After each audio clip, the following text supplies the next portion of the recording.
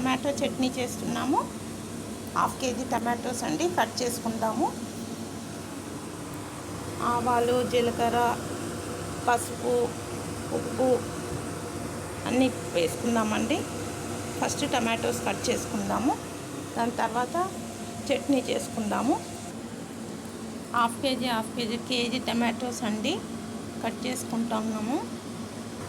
Stove on చేసుకొని తాలింపు చేసుకుందామండి. ఆయిల్ వేసుకుందాము. కడాయిలో ఒక పావు వేస్తున్నానండి.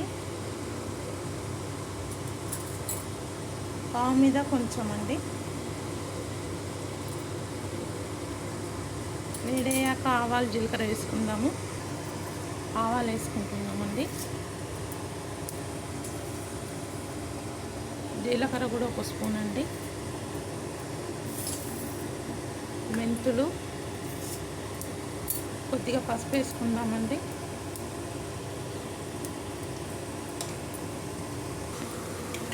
ఫ్రై అయింది కదండి, ఇప్పుడు టమాటోస్ వేసేసుకుందాము.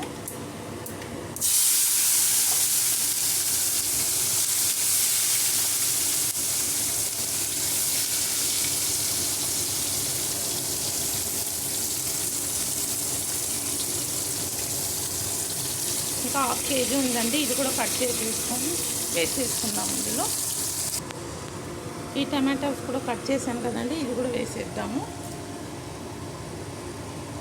బాగా కలిపేసుకుందాము. కలిపేసి మూసి పెట్టుకుందామండి. ఒక 5 మినిట్స్ తర్వాత ఉప్పు, కారం అంతా వేసుకుందాము. 1 కేజీ టమాటో అండి ఇది.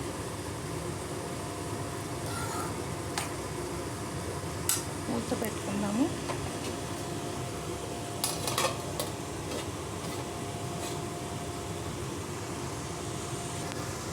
చూద్దామండి. 5 మినిట్స్ అయింది కదా, ఉడికింది కొంచెము.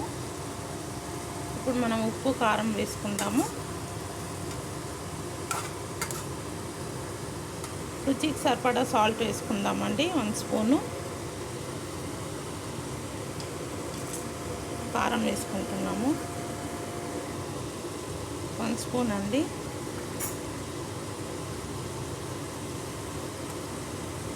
ఆవాలు, జీలకర్ర, మెంతులు పౌడర్ అది వేసుకోవాలండి. అది నా దగ్గర ఆల్రెడీ పౌడర్ చేసి పెట్టాను, అది వేసుకుందాము. ఇంకా ఒక 1/2 స్పూన్ వేసుకుందామండి కారము, కొంచెం ఉడికాక.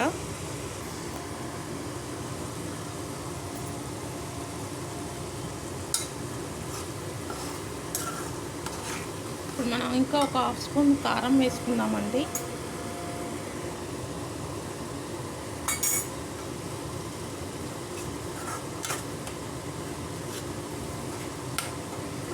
ఉడికితే చాలా కొంచెమే చూసారండి. ఇప్పుడు మనం ఇందులో ఆవాలు, జీలకర్ర, మెంతులు పౌడర్ వేసుకుందామండి. ఆవాలు, జీలకర్ర, మెంతులు పౌడర్ అండి 1 స్పూన్ వేసుకుందాం ఇందులో. చూసారు కదండి, చట్నీ అయిపోయిందండి. ఇలా ఆయిల్ వచ్చేసింది. ఇలా రావాలండి, ఆయిల్ వస్తే చట్నీ అయిపోయినట్టండి. ఇప్పుడు మనం 1 స్పూన్ పౌడర్ వేసుకుందామండి. ఇది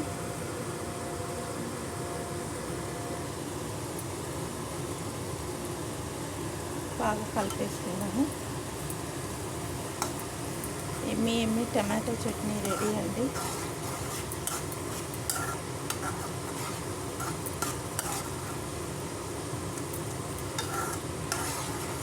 రైస్కి, చపాతీస్కి బాగుంటుందండి.